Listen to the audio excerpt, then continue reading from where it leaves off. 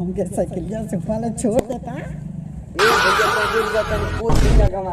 पूछ लेती तो लेके चला तानी। अरे जहाज रास्ता का कर ये फंस गया सीएम। गजब भैया। हाँ भैया हम खा अभी मजा आएगा ना। तो नहीं है लेके जाएगा। पहले पूछ ले तकनीक से। चला भैया बैठी का रुक जा भैया रुक जा।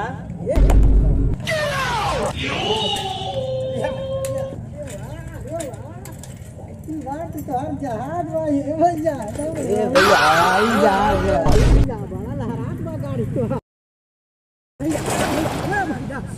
भैया हे खेतवा में क्या है तना बड़ा रोड बात है खेतवा में कहाँ जाता है भैया रोडवा पर चली तो एक्सीडेंट ना हो जाए ये लिए लेके चला तानी कुछ दिन जिए के बा मान के। अरे बाप मैं तेरे बाप को मत सिखा। यार बाहो ठीक है भैया तू जा हम जा कुछ बोला था ना तू हे मियां जा हम जा नहीं थे जरूरी है।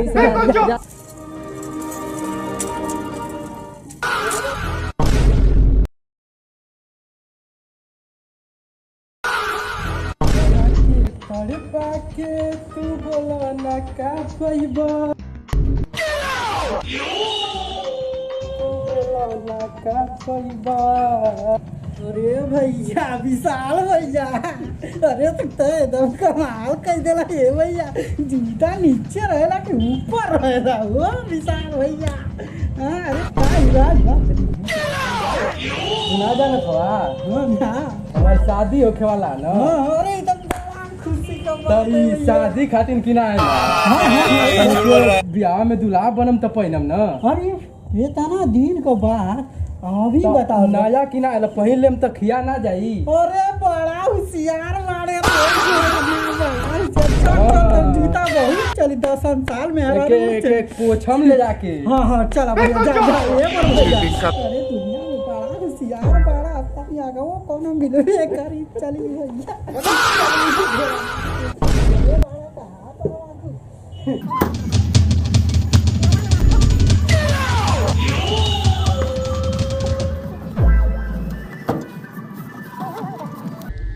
ए उठा ले रे देवा, उठा ले रे बाबा।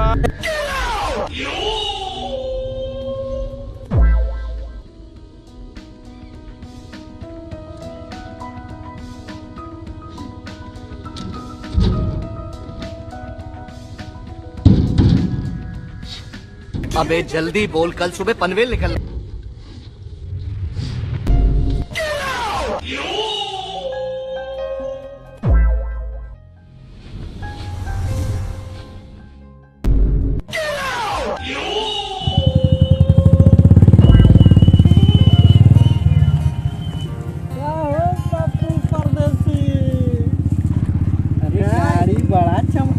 बड़ा कहीं तैयारी बका।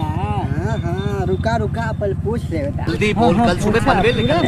लगा के पूछा हम चले की तैयारी बानी। अरे वाह गाड़ी ले ला का हो भैया भाई। ए भैया बैठे के नाम मत लिया। कहाँ है दहेज का गाड़ी। अरे कुछ तरीका है भीख मांगने का। अबे केहू के बैठा ले कि ना।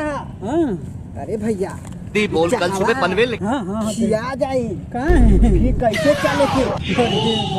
ये फंस गया सीएम। गजब समझल करा बात। हाँ ठीक रुका रुका पूछ ले बेटा। गजब बेइज्जती है। लौट जाई।